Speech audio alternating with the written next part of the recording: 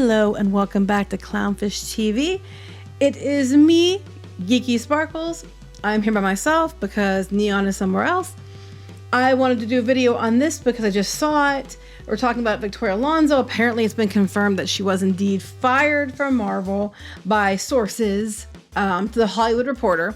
And the Hollywood Reporter is usually considered a, reputable Hollywood news source. So they're saying she was fired. We're going to go with that. We have some reasons behind why it was, and surprise, has nothing to do with the fact that she's not white and she identifies as a lesbian at all.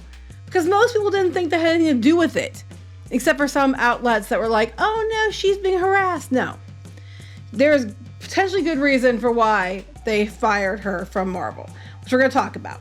But before we get into it any further, please like and subscribe. I think we're at like 298 or 299,000, so close to 300,000. Please subscribe if you haven't done so already. Make sure you're still subscribed because you know how YouTube is. All that's aside. Okay, now let's get to the point. So apparently on the 17th, last Friday, Victoria Alonso, so a week ago, was gone from Marvel. No one really was told about it till the following Monday. Probably because they had to have a meeting, because that's when they do all their meetings to figure out how to spin this and how to break it to the public. But she was let go on the 17th. Wasn't her lucky golden St. Patrick's Day. And we seem to have some reasons as to why. And the big reason, according to the Hollywood Reporter, is that the Argentina 1985 movie that was Oscar nominated is a big part of it. Okay, so according to the Hollywood Reporter, Alonso was one of the 8 producers on the Argentina 1985 film. The issue is that according to her sources, it was a breach of contract because she agreed not to work for other studios. And this was done through Amazon, the movie. So she breached contract, and when the Disney people found out about it, because some sites say that they didn't know about it and she didn't have permission. One site says she did have permission. Either way, it doesn't sound like she did. And when the Disney executives found out about it, they basically, we're going to make an exception, but they said, hey, at this point in time, you need to stop working on it and you need to, not be part of the promotion or anything like that because, it looks really bad that you're working on these Marvel films that might be up for Oscar nominations and things. And you might be getting nominated for that film. And, it's a conflict of interest, basically. Apparently, she didn't think that she had to listen to people above her, just like she thinks that she is the co-boss of Marvel and said so often that Kevin Feige wasn't her boss, when technically he was the boss of her boss, so he was her boss. And she continued to work on these things.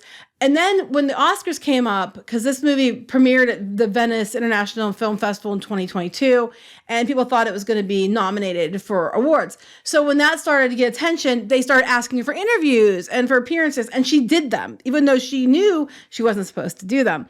And then I guess she got warned again, and she continued to do it, and then it came to a head when the Oscars happened, and instead of appearing with like the Marvel group that had a whole bunch of nominations for Black Panther: Wakanda Forever, she ended up on the red carpet. Well, I guess it was a different color carpet this time.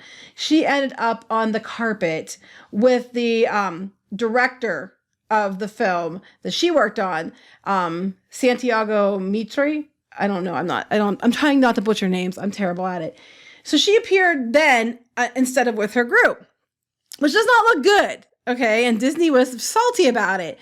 So it said here, what rankled Disney executives was that while she worked on the promotion of her movie, basically Marvel's visual effects and things, she was the president of visual effects and physical and post-production. So it's her job to handle the special effects teams to get the post-production done and get it to the theaters or onto Disney Plus or whatever. She had a full slate there, and she wasn't working on her stuff for that because she was too busy doing stuff for this other movie that she wasn't supposed to do in the first place. And I guess that's kind of what pushed them over the edge.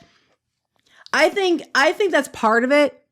I think that's an easy way to get rid of her is to say, breach of contract. I think it's more to do with the fact that she's been pushy.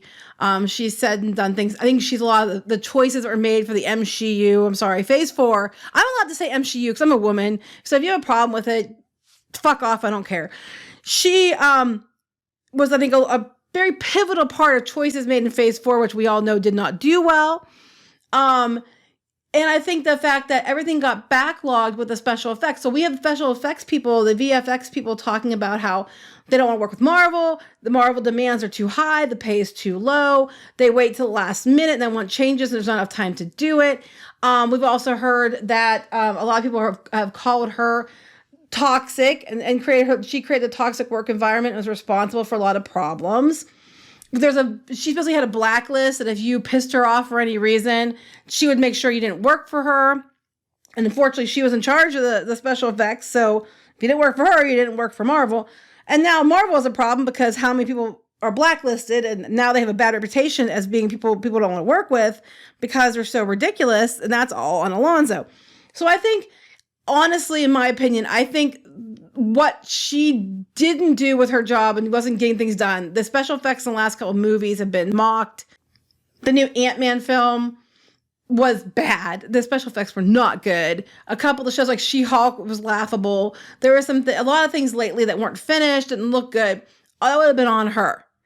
I think that where they might not have been able to get rid of her for those reasons, even though they should have, they can use this one to say she breached contract. Personally, I don't see how they could not have known she was working on this. If she was working on this to the point where she wasn't getting her other stuff done, they would have had to know about that. So I'm more inclined to think they're using that as an excuse because she did, they said they have cause now because she violated her contract. I'm sure showing up at the red carpet and not representing Marvel, but representing this little film it's not little film, but this film she worked on her own instead, that would be enough to piss them off enough to finally do something about it. But I think it's a combination of the two. It probably has more to do with the fact that they were behind all these Marvel projects. The Marvel projects have been absolute shit. We've had Captain Marvel pushed back countless times. They're saying it's post-production issues. That would be on her. And then to add insult to injury, she shows up to the Oscars and supports somebody else instead of the Marvel group she's been with for years. I don't think it looked good. So she kind of deserved it. Contrary to some people out there saying, oh no, she just got fired because she's, diverse and people are going after her because she's a lesbian and because she's not white and all this other shit. No, she got canned because she did a lot of stupid things and it caught up to her. I think she thought she was above it. I think she thought she was indispensable and they would just let her do it because she was her. And she found out that no, she's got to be responsible and they're just pivoting to profit. And if they can throw people overboard who have been stumbling blocks to success and they have grounds to do it, they're going to use those grounds to do it. So if I was anybody else working there and I was one of the people that were holding up things or making decisions that, might not be so profitable for the company, I'd be watching my back because if you do anything that could be considered breach of contract, you're probably going to find your ass at the door and they'll be allowed to do it because they won't fire you for the Marvel stuff. They'll fire you for something else that they can get away with firing you for. But that's just my opinion. Anyway, let us know what you think. Please like and subscribe, and we'll talk to you later. Bye.